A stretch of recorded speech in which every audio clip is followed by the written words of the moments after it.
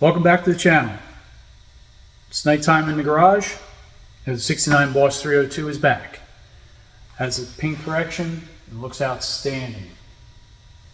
We're going to work on tonight. It's getting ready to put the engine in this thing. I have the frame mounts ready to go, the hardware lined up, all ready to go. Also need to get the engine off the engine stand, get the motor mounts mounted onto that, and clutch bell housing, and be ready to drop in. So we're going to work on that now. Let's go.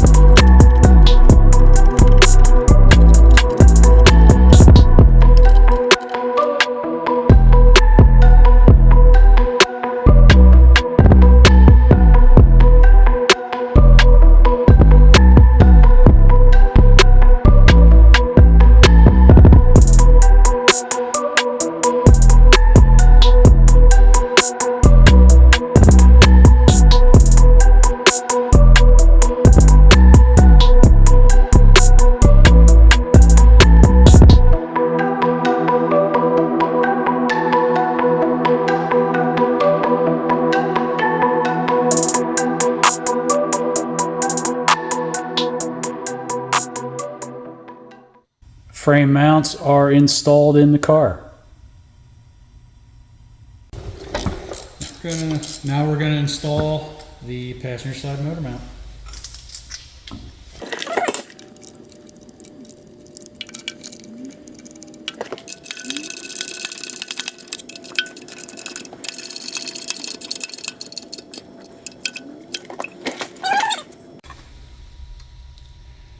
Now on this 69 Boss 302, this driver's side motor mount requires a heat shield. The exhaust manifold is very close to where the motor mount will attach, and the heat from that exhaust manifold will end up ruining the rubber in that mount eventually. That's why Ford did the heat shield.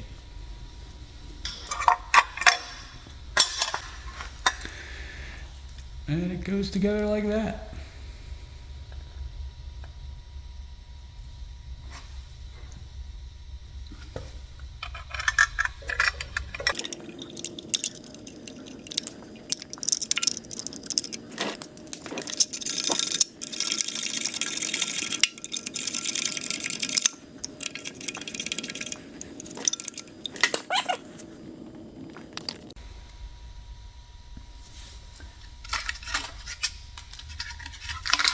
And I'll take the masking off from when I painted the engine. What I like to do is put at least half to 3/4 of a quart of oil in one of these filters before I install it, using a Motorcraft FL1A. This is going to be on here just for initial startup of the engine. Since I did have the engine open, I don't want to take any chances of any dirt or anything staying in the engine or the filter. So we're going to run it, warm it up, and then I'm going to change the filter, drop the oil out, and put fresh oil back in with a new filter. First time I noticed this, look how tight that oil filter is to the stock exhaust manifolds. So tight there they had to actually cast the manifold to clear the oil filter. That's crazy. Factory original Boss 302 spacer. Real hard part to find.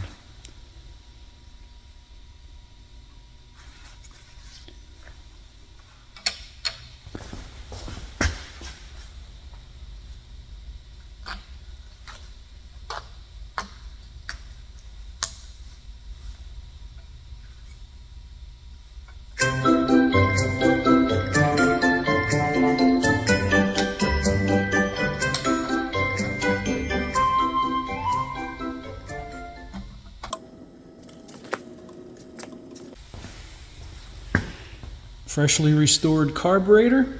Whoever did it did a pretty nice job. Finishes are pretty good. Not 100%, but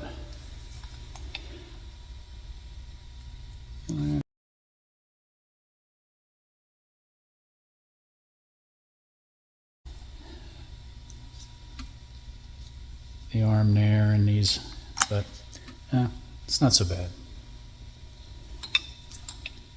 Let's just hope it runs. I hope so. It doesn't look that bad. I'm just being real critical. Lighten up, Francis. Alright, looks like everything clears nicely. These reproduction fuel lines are nice. Are they good? But they do lack accuracy. And not so good. Every one of them always has to be tweaked a little bit, which is what I'm going to do right now. The easiest way I found, use a box wrench, slide it over it, and just gently roll it in towards where you want it to go.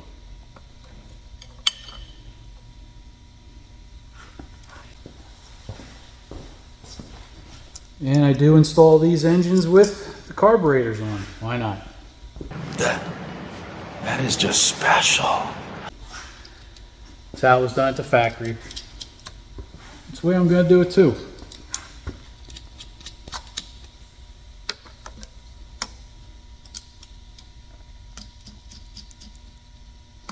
Take the pressure off those front studs.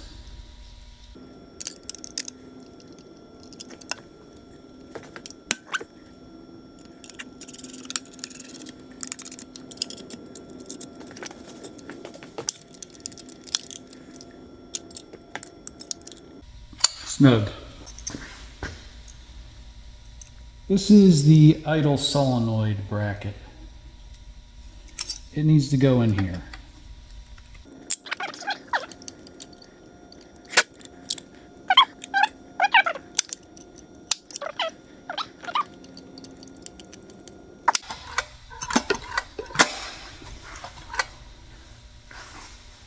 Everything clears, looks good.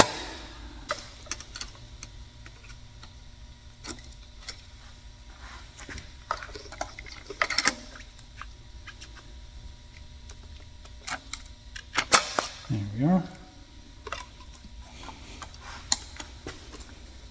For now, we'll leave it loose. Do the final adjustments once the car is running. This is the correct hose.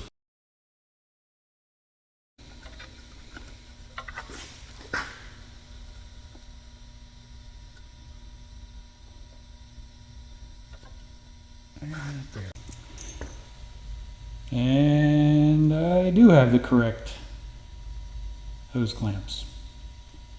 Correct crimp style hose clamps. Now, some guys would use a side cutter to install them. You can do that. Grabs it pretty well. I've done it for years. But the only thing that happens is sometimes you can't get an even crimp. I make a tool for that, which I finally broke down and bought.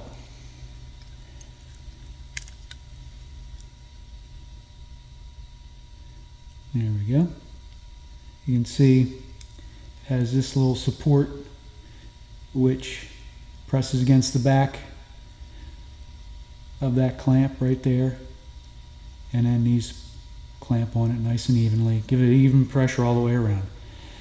This is a tool you should use.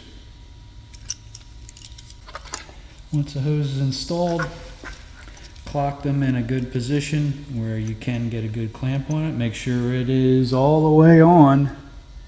You don't want to clamp it halfway on there. Give it a good squeeze. And there it is.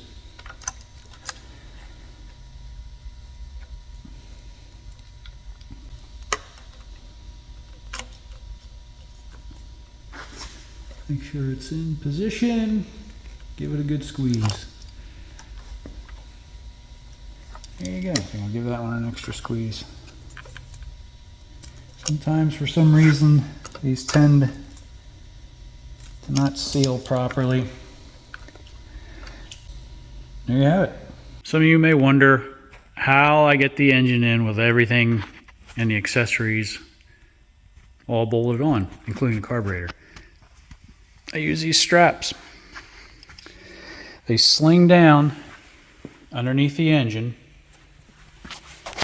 on both sides, wrap around underneath the engine mount, and swing up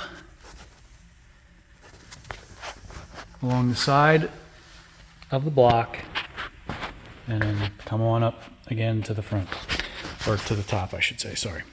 Same thing on the other side. Slung down through the bottom,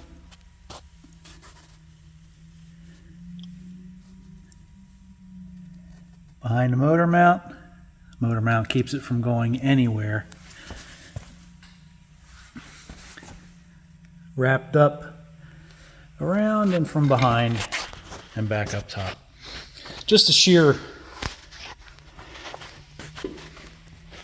weight of the engine keeps those straps in place, but when they're underneath the engine mount, run underneath the engine mount like they are, they don't go anywhere. Each strap is rated for about 500 pounds. Plenty of strength to hold on to these engines, even big blocks. And also, the beauty of it, no chain to scratch any paint. Now the engine's ready for install. Thanks for watching, and don't forget to like, share, and subscribe.